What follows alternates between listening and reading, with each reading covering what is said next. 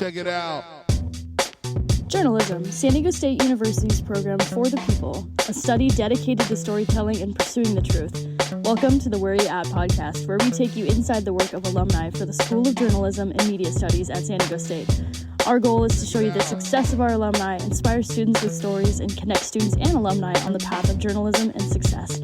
Now, here's your host, Rami Alarian. Hello, listeners. I am so happy to be here today. As always, I have a very special guest with me. From hardworking beginnings here at SDSU to vineyards and digital marketing prowess, we have someone who is earthy and full-bodied and a dear friend of mine, and someone who I know can tell me what tannins are and how to sell my own podcast to me. Please give a Where You At welcome to Allie Cone. How's it going? Hi, Rami. Thank you so much for having me. A long-time listener, first-time caller. So you're familiar with the podcast. Super, and I'm really excited to be speaking directly into the headphones of the 25 most active students and faculty at JMS. I'm glad you're representing the SDSU alumni as you should. We have a history. Usually the first question I ask is, tell me about your time at SDSU. But you, Allie, you're a special case because your time at SDSU was partly my time at SDSU. But nonetheless, tell us about it. Yeah, Rami and I, we crossed paths at Iota Eta Pi. I don't need to tell you about that, which is SDSU's long-form improv team represent. So I started SDSU. My first year was 2019 to 2020. So I was smack dab in the middle of COVID for most of my time there. And when we switched to totally remote classes, I saw a real opportunity to get ahead of my studies and take as many credits as possible, while also getting down into internships. Yes. I maintained a few, and I graduated just a little bit early. So, in my major, I was journalism and media studies, emphasis in advertising. COVID learning must have been pretty different. I caught the tail end of it in my years, and I obviously did it in high school. Was it any different once you got into in-person learning? Was it a breath of fresh air for you? It wasn't really a breath of fresh air because at that point, I really feel that a lot of my peers were like kind of over it. I was sent home my freshman year, so I got like one good semester of fully in-person learning. It was so much fun, and I didn't go back until my junior year, which was my last year. So, and that was the case for a lot of my peers. They were also graduating a little bit early, so was it a breath of fresh air? People got senioritis that sophomore year. That's interesting. I was always curious. Did you go into the dorms? Yes, I lived at Washaka. Okay, classic. So you got the full SDSU experience. The full SDSU experience, and I was in the very first class to live at Washaka. I was the first person in my dorm. It felt pretty great to christen the room. A pioneer in many ways. Why did you choose SDSU? I knew I wanted to go to a state school. It had been made clear to me through my high school advisor, like, if you want to go get a degree and then get a job, go to a state school. And SDSU's reputation in terms of like academic excellence really precedes itself. And I knew going in that I wanted to get my degree in journalism, and SDSU had the best program. Honestly, a common story. Did you squeeze a lot of the resources out of SDSU? Oh, definitely. My first job I got through it's either the JMS or the PSFA specific like job counselor. Yes. I really squeezed everything I could. You said you had a couple internships and jobs. What were they? Right. So I was working on like a freelance basis with a advertising agency based in San Diego called Motive Interactive, and they worked with a lot of tech and crypto and mobile gaming clients. So my role there was I would write like long form advertorials for them. And this is before AI really Yeah, took off. I was So about I to was ask. writing, yeah, it was honestly really interesting. And this internship blossomed into a full-time role once I graduated, but I spent 40 hours a week writing long articles about bingo cash, bingo clash, and bingo dash. So like No every way. single mobile bingo game I am the expert on. Nobody on this earth has written more words about mobile bingo than me. And I wear that with pride. And I never knew this about what's like I guess explain it like as simply as you can. What is mobile bingo about? Oh, okay, so you know like your phone? Yeah, I'm familiar with it. Okay, cool. They have games on there, and I'll tell you, they're all the same. Okay, Every game on your phone is the same, and good to know. every mobile bingo game on your phone is even more the same. It's just that Mhm. it will just say bingo cash dash blast, but they're all the same game. You just click little buttons, sort of like Candy Crush, and sometimes you can gamble on it. Awesome. So would you write like stories or would it go farther than that? I wrote a lot of stories. I wrote a lot of I made YouTube videos for them, like demoing how to play the game, but these like ultimately um were like SEO minefields really. So people looking up like how what are the best games to play on your phone or like how to make money on your phone because we did stuff like with crypto and uh like FanDuel sports betting, things like that. Yeah, yeah, And yeah. they made it to like landing pages. So I was basically like a real life human bingo AI bot. I feel like I'm too fascinated with this. It's kind of it's kind of piquing my interest, but I know we have to move on. I'm gonna ask one last question. What other digital marketing did you get into? Like, was it's YouTube and writing, but you would just do about everything, right? I I handled like most of their creative. So it was a whole lot of long form and short form written copy, YouTube and social management. Um, Not a lot of real life humans were following these socials, but I had like a weird requirement to post anyway. So I was really just talking to myself on there, but it was a really great foundation. Um, I was about to say crazy experience. I mean, you're doing it just about was. everything. It was a really crazy experience, and it was great for me to have those like content creation and copywriting skills on my resume. Hmm. Um, but a super pivotal job that I had while I was at SDSU was as a excuse me, was as a PR intern with the College of Professional Studies and Fine Arts, Oh, yeah. reporting to Liz Persons, who's the director of communications there, and she is wonderful. What kind of stuff did you do for that? Because honestly, I'm not well versed in PR, so I'm surprised that you dabbled in it as well. Right. My main focus in that role was writing short press release stories on everything PSFA. My favorite thing was to write about the theater shows and musicals, and we Mhm. also wrote about everything to do with the college, like every Yeah. event that's happening on campus for PSFA. We wanted to get the word out about, so we did. Okay, cool, cool. Did you have like a favorite? I know I have favorite productions that we've done. Do you have any favorite productions that like you wrote something really nice about? Yes, yes. One of my proudest stories was about a raisin in the sun. I think Yes.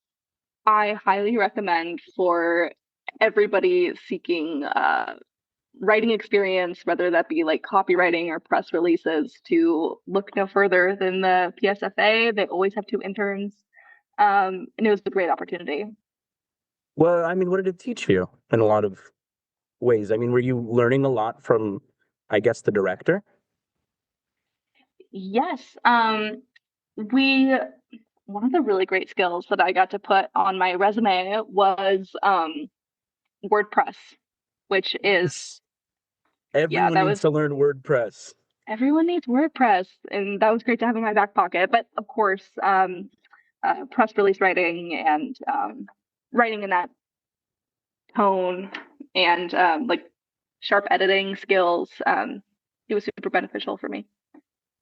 So you kind of had everything on the digital marketing sphere and everything on like the writing, copy editing, putting out content, web stories sphere as well before you even got out of college.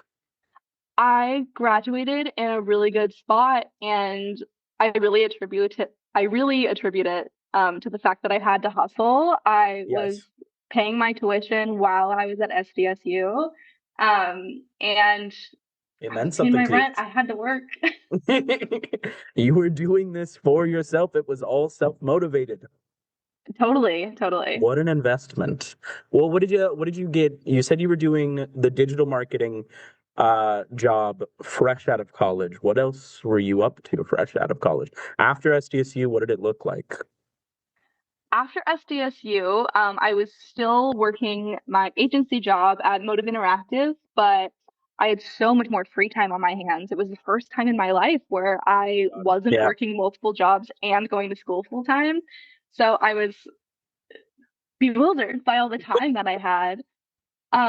So I really invested in my own personal projects. I started like a really silly Instagram food blog.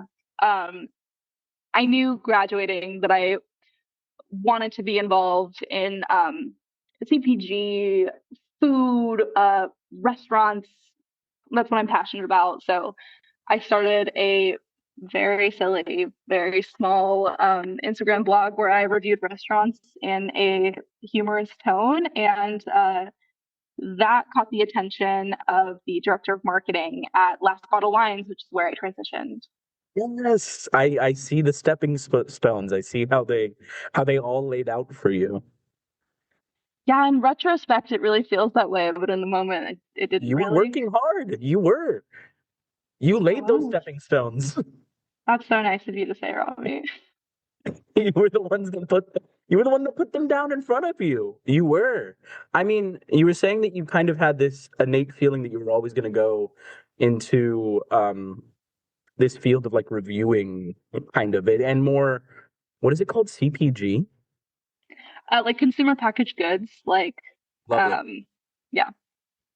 Why did you always know that that was kind of sort of the thing that you were pointing towards?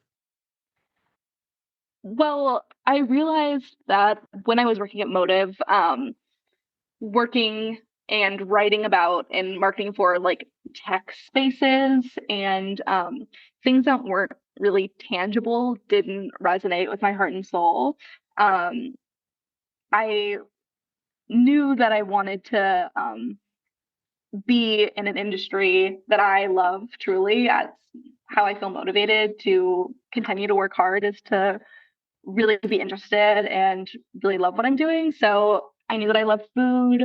I was getting more and more interested in fine wines. So I started pursuing that. You connected with like the work of the digital marketing, but wanted something that you kind of connected more content wise, something that was more closer to you. Exactly. I mean, I got so much great stuff from my time at Motive, but I was going to throw my laptop off of my balcony if I had to write one more bingo cash clash Or smash or do article a without AI, by the way. No AI. It was all me. oh god, or do some YouTube guide. Yes, there's lots of those out there. I'm really glad that I put my foot down and I said, hey, I cannot show my face in these. It would really haunt me Good. knowing that I was front facing. Guys, if you wanted to find them, good luck. It's not gonna happen. It's not happening. Allie covered her tracks, just like how you're putting down stepping stones in front of you, you're washing them behind you. And I'm so glad I did, truly. That's a boundary that I look back on, and I'm so glad that like 21-year-old me got to do that. Respect, very respectful. I feel like a lot of people in the journalism field sometimes forget that you can put your foot down. Like it's possible. You can do that. Oh yeah, totally. And those YouTube videos were engaging. Even though they weren't front facing, I had animations You and got it. my voice is in them, but got to pay for the rights to this face. Fair enough. More money, and then a face could have been possible. I mean, you kind of fell into a niche of this consumer packaging goods industry. How did you fall into wine specifically? Is it just because Well, they reached out and you were like, well, I love wine? well, I had been applying. I reached out. I applied. I'd been applying like anywhere and everywhere, kind of indiscriminately. And I found this listing for the role of junior copywriter for this fine wine retailer that I had never heard of before. And I thought that the listing was fake, but I applied anyway. And I went through the interview process, and within that process, the director of marketing like found my food blog, and she later told me that that's why I got hired. That's awesome. Guys, make a blog. Blogs are the way to Make a go. blog. Get on Substack for real. Did you have any? So it was specifically, was it the San Diego area you were doing your blog?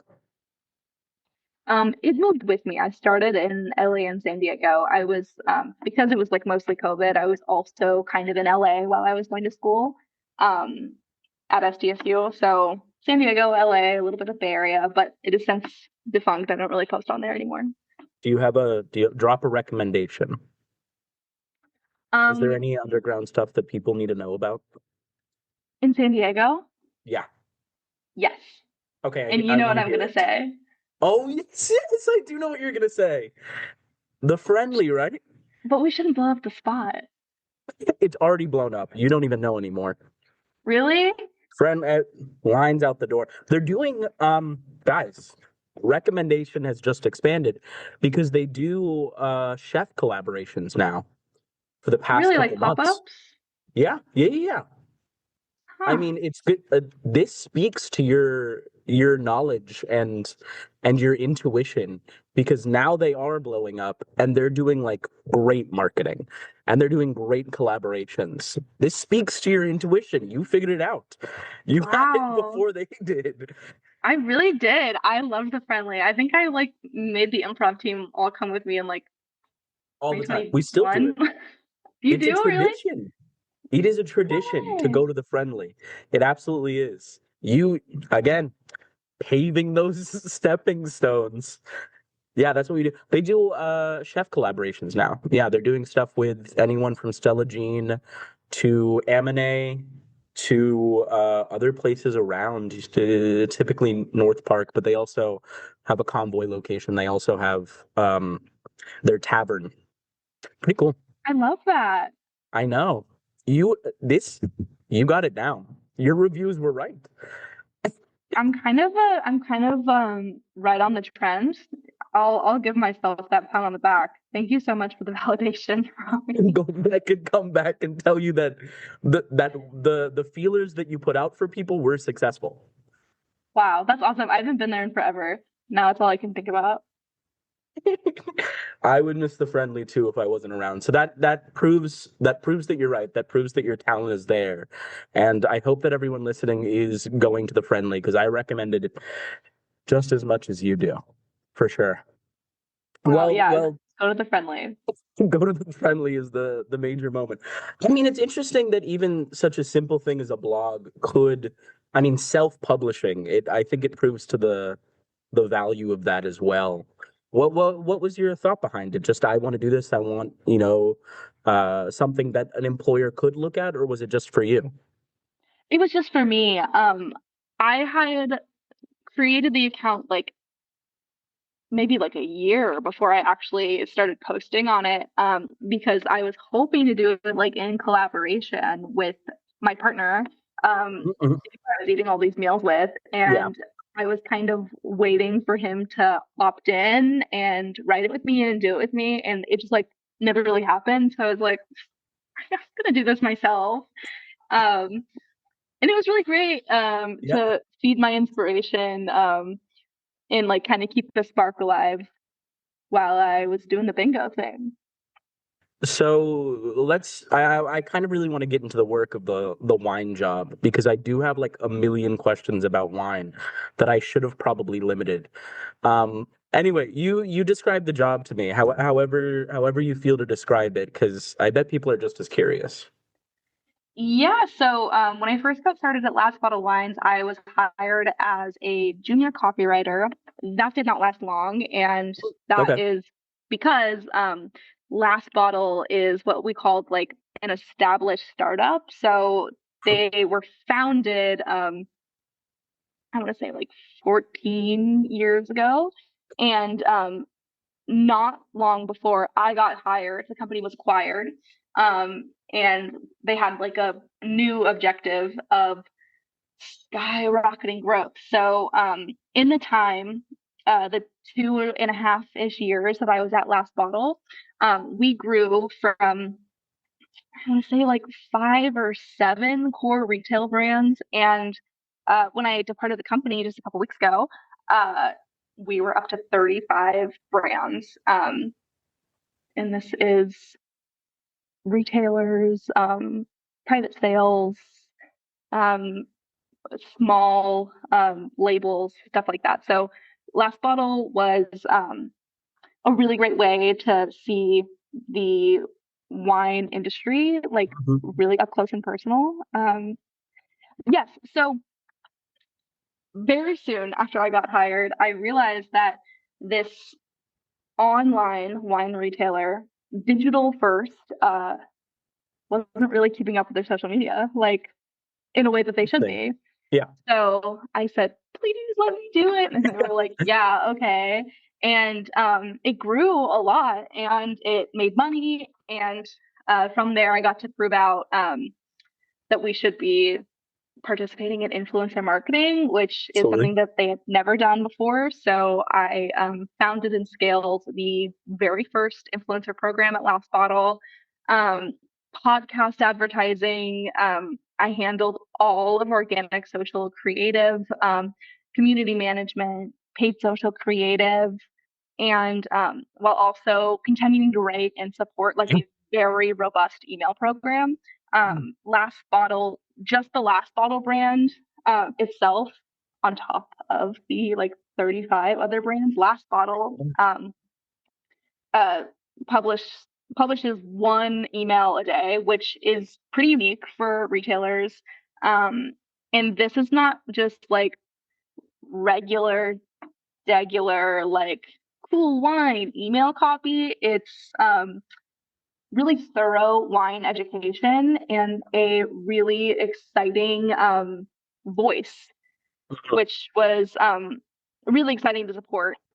And I hope that answers your question. I did a Yes. lot while I was there. It was like a really expansive role, and it was also one that I was able to kind of create myself as opportunities presented itself there. I joined the company right at the sweet spot where they were growing like crazy, and they needed everyone to have all hands on deck. So I was able to learn so much and wear a lot of hats while I was doing it. Wow. So you started out as you said a copy editor? A junior copywriter. Junior copywriter, and then you put your foot down and you were like, guys, we need to do social media stuff immediately. I wouldn't say put my foot down. It was more like, hey, can I have the login? I'm gonna That's so post this, funny. okay? And then they're like, okay. And then it like totally ballooned. Um, yeah, we saw really amazing growth and like revenue from our social channels, like totally Amazing. organic revenue, Yeah. um, which was really exciting. You say that you joined at a sweet spot. It sounds like you contributed to the sweet spot. Oh, definitely. But everybody on the team was all hands on deck. So things were Um, like a family, they were all really into the growth of the company. yeah, everybody at Last Bottle is dedicated to the mission. It was pretty That's cool. good. And what does digital marketing look like? Because it's not just writing. No, no. So we ran a pretty different marketing department than I would That's why. say most other brands do. And that's just Okay. because of the super unique position that Last Bottle's in. The wine industry is in like really steady decline, and Last Bottle is not. So as the Nice. industry sort of declines, we gain speed. So it was really exciting to play for a winning team. But to support that growth, we had some pretty significant tech changes that needed to happen. For instance, like we were completely replatforming from a homegrown e-commerce platform to Shopify. And Okay. that big, beefy task was a lot of it was handed over to marketing. While I was there, I saw like the creation of new roles, including like director of tech, and those new roles took over what marketing was doing. Does that make sense? Yeah. So yeah, it really changed when I was there. It was really fast moving. I get curious about it sometimes because you're talking about, we're doing influencer marketing, we're doing social media, you're pumping out a pretty thorough newsletter, like you said. I just kind of get curious on what that all looks like. And it seems like you had a lot on your plate. I mean, also saying that not only you had to market for Last Bottle themselves, but you were saying all the retailers or all the brands that were uh, selling on the platform. Was that the case? Yes. So Last Bottle is a part of like a parent organization. My role touched sort of everything under that parent. So we had, for example, Last Bottle, Last Bubbles, First Bottle. There's a lot. Or were there any unique ways to sell wine?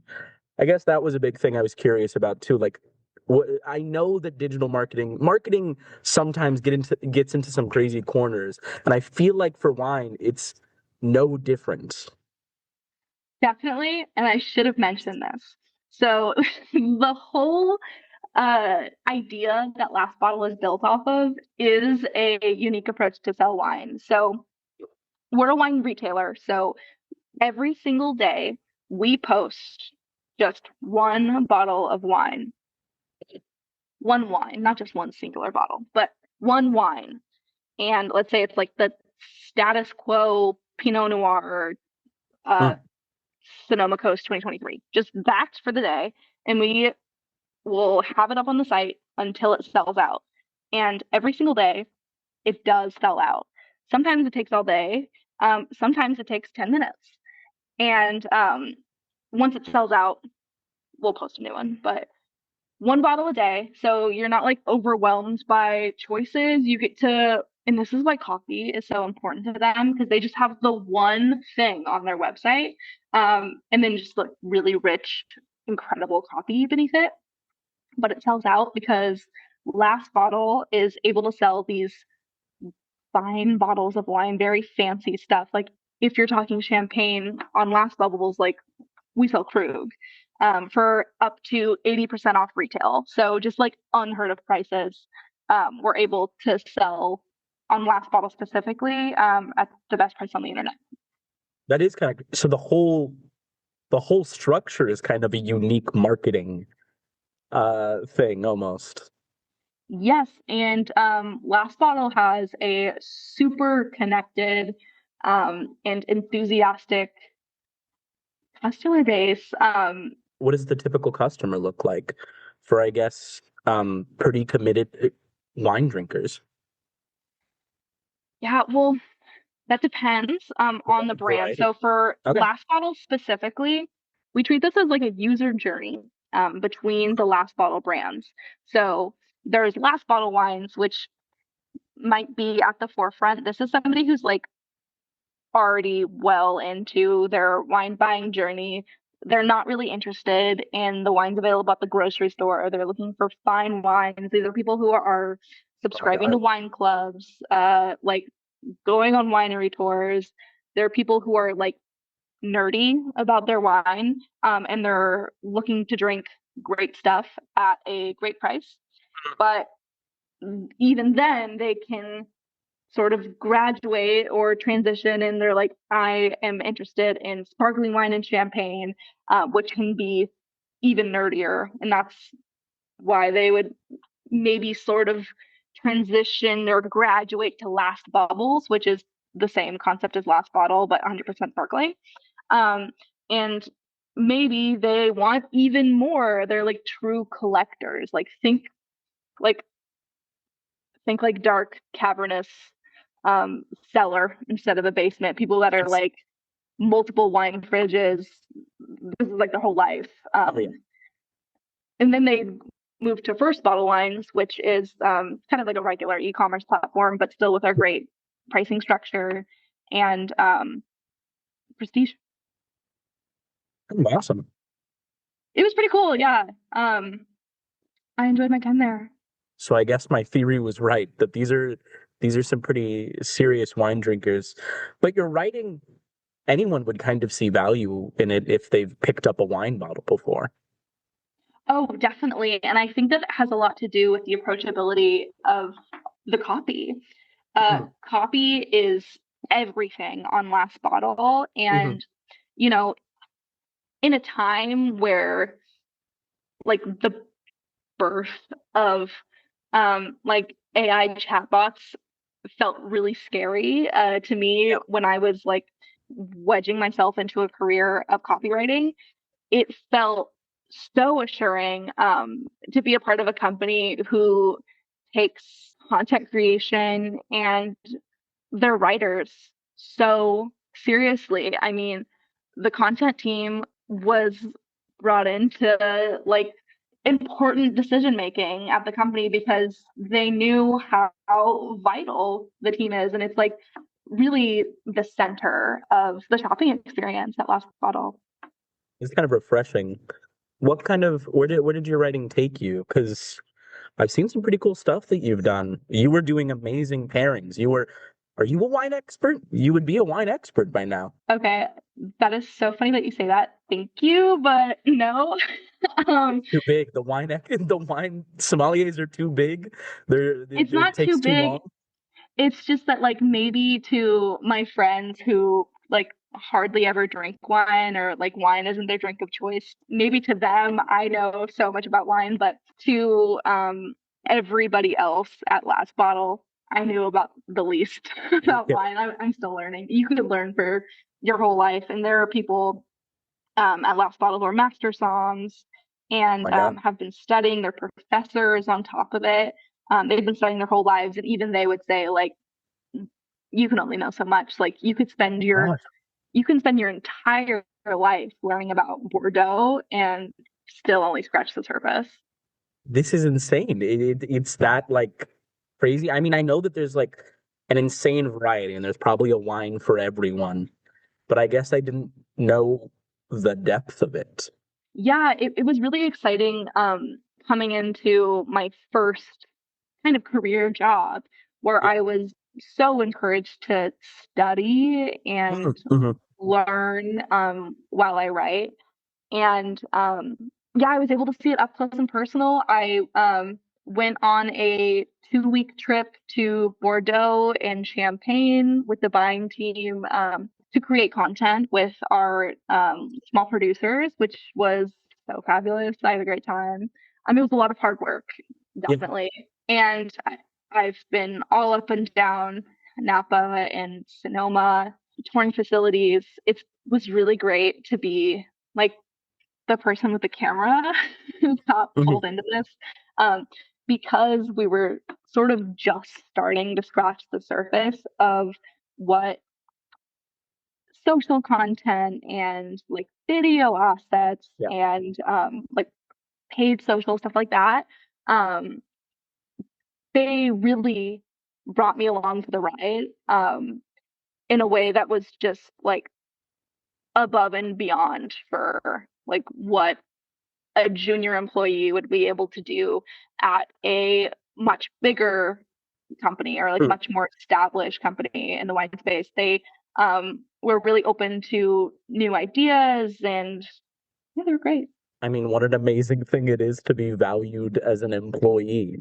Yeah, well, not just valued as an employee, but valued as a creative and a writer. I just want to assure the people listening that there are writing jobs out there that still pay well, that still value real written words by real people.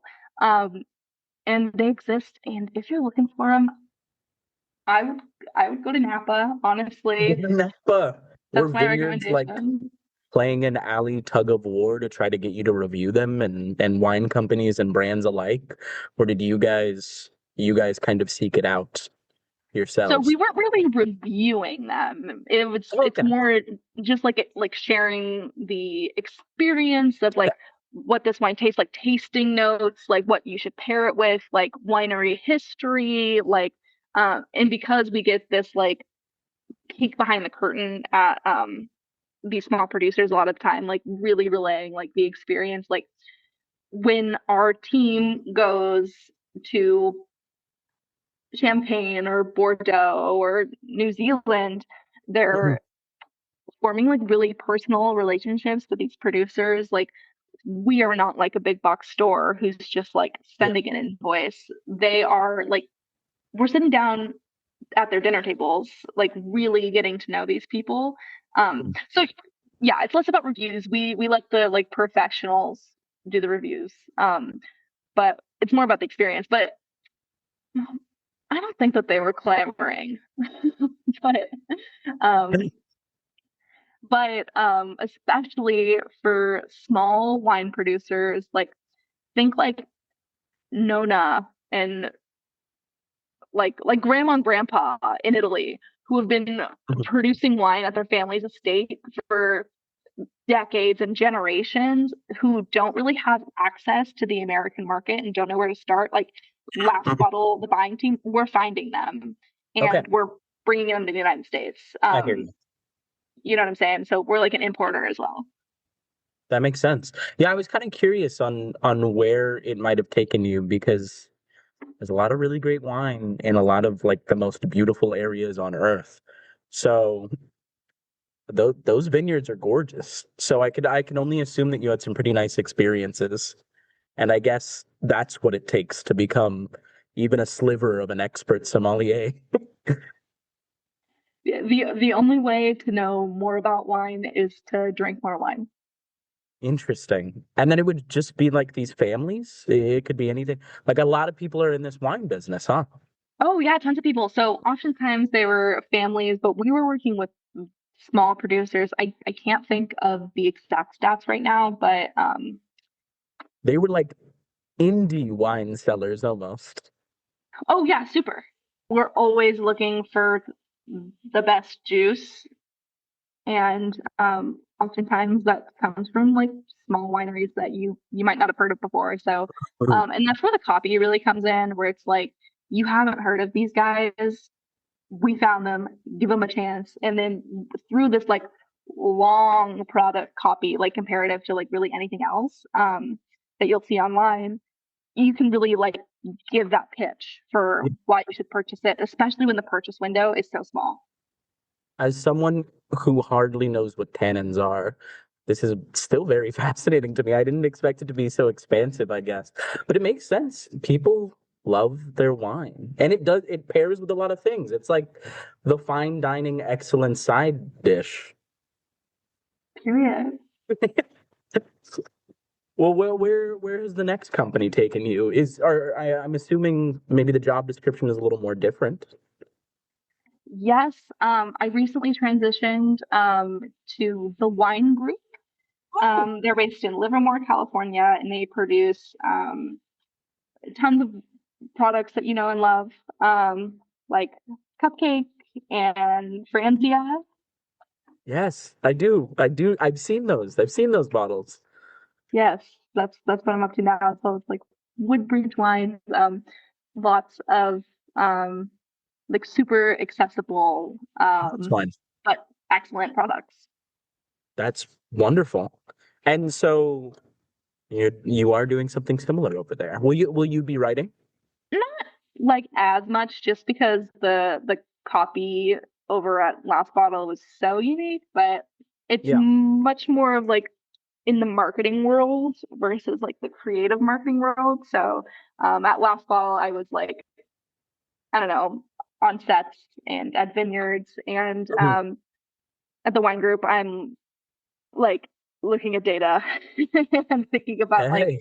like the national consumer. Things are getting a little bit more serious on the marketing side of I mean, it's two different approaches. Yeah, So fair. totally. I'm so excited. I mean, it seems like every job that you've kind of found yourself into has given you like a pretty wide selection of experiences. Like you don't expect that every digital marketing job lets you do this, and that. Um, but very lucky that you got to do that.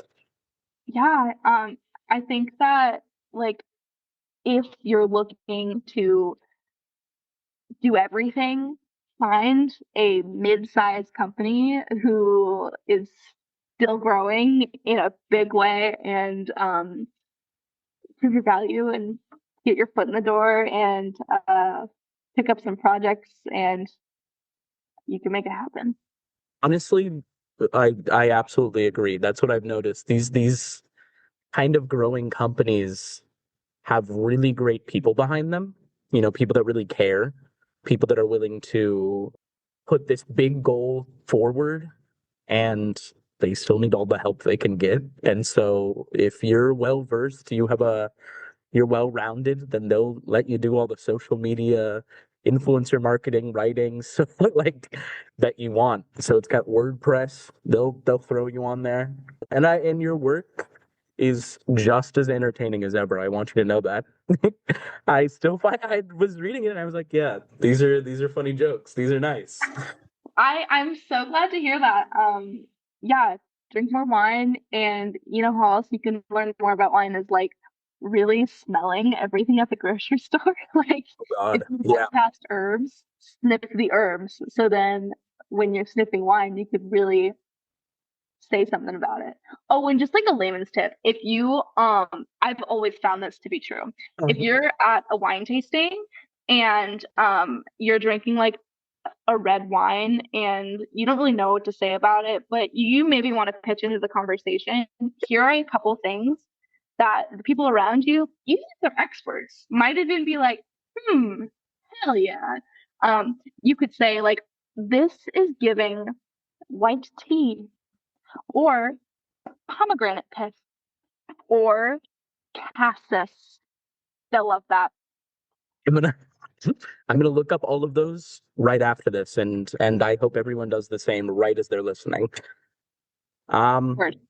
Pretty good advice. We're just about finishing up. I don't wanna talk about wine forever. Well, actually I do, but um I was kind of curious if this is something I always ask, if there's anything that you heard from someone or any piece of advice that someone has told you that kind of has helped you on your journey in any way. Yes. Let's hear it. Okay. When you're at your job, and you have a question, try to answer it yourself 3 times. Try 3 different ways to answer your own question, and you Okay. might learn something or like pull the string and discover something that like needs to be discovered. Um, it's like my rule. It's really helped me. Thank you. I also ask, is there anyone from SDSU that was in JMS that you think I should talk to? Yeah, there's a couple people. Ria Alonso. I'll send her a text. She while she was at school started her own social media management company, and now she's like always in Miami. She's brilliant. The places that journalism can take you. Oh my God, that's awesome. Well, thank you for talking to me, Allie. I really appreciate it. This is someone who has led me on my journey to journalism, planted that seed in my mind for sure. And I couldn't thank you enough for that. So thank you. And I appreciate you talking with me. Thank you so much for having me. If you want to shout out any socials or anything you're doing now, feel free. Nah, I'm off the grid, but appreciate Phew. it. You can barely find her on LinkedIn. Thank you, Allie. I appreciate it. Thanks for listening to the Where Ya At podcast. This is Devin Watley from the class of 2021. Thanks to Martine Marine for creating the music you're hearing right now, and Alex Piscatelli for her work on the podcast name and artwork on social media. And a reminder to SDSU alums, we really want to know where you're at. Tell us about your career. Get involved in the school. There's many ways you can do this, from donating your time or money, mentoring students, to even speaking in classrooms, in person or on Zoom. Your work can help us grow the program and create more opportunities for our students to succeed. Again, thanks for listening. Subscribe to this podcast. Tell your friends. Recommend us a future guest. And go Aztecs.